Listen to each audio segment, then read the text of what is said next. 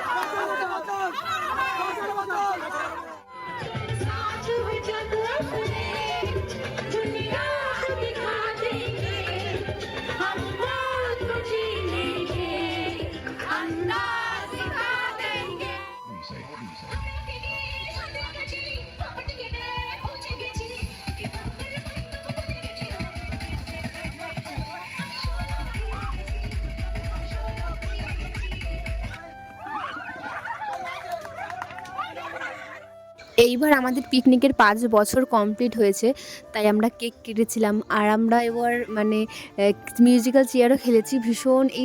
একটা ভীষণ মজা হয়েছে, ভীষণ। আর যারা করেনি তারা ভীষণ মিস করেছে। এই একটা বছর আমি তাদের একটাই রিকোয়েস্ট করবো, একটা বছর তোমরা পিকনিক করতেই পারো, তাই না? এই একটা দিনের জন্য কি টাইম দেওয়া যায় না? অনেকে আছে আগে করতো, এখন আর করে না তারা। যাদের বিয়ে হয়ে গেছে তারা তো আলাদা, তাদের কথা বাদ দিলাম, কিন্তু অনেক আছে বিয়ে হয়নি, একটু সামান্য রিজেন্টের জন্যও তারা করতে চায় না। আমি তো এই একটা বছরতে পিকনিক করবো না, এটা আমি ভাবতেও পারি না। সত্যি কথা, আমার 2-3 জন পিকনিক করলেও আমি পিকনিক করবো। আর খেতে বসে এরা যা কাউতালি শুরু করছে, কি বলবো। তো একটা বন্ধু বসেছিল ওদের সাথে, ওর পাতে খাবার দিতে দেরি ওরা নিয়ে নিচ্ছে বারবার, প্রত্যেকটা মিলকে খেতেই দিচ্ছিল না, কি বলবো। এই জন্য সে বেচারা দূরে গিয়ে বসলো। আর আরেকজনের দেখো, আমাদের খেতে দিতে দিতেও নিজে গামলা নিয়ে বসে পড়েছে খেতে, লোভ সামলাতে পারে না। তো ভিডিওটি আর বেশি বড় করিনি, কারণ রাত হয়ে গেছে, তারপর আমরা সবাই বাড়ি চলে গেছিলাম, আর পরের ক্লিপ নেওয়া হয়নি। সো ভিডিওটি ভালো লাগলে অবশ্যই কমেন্টে জানিও। দেখা হচ্ছে নেক্সট ভিডিওতে। বাই।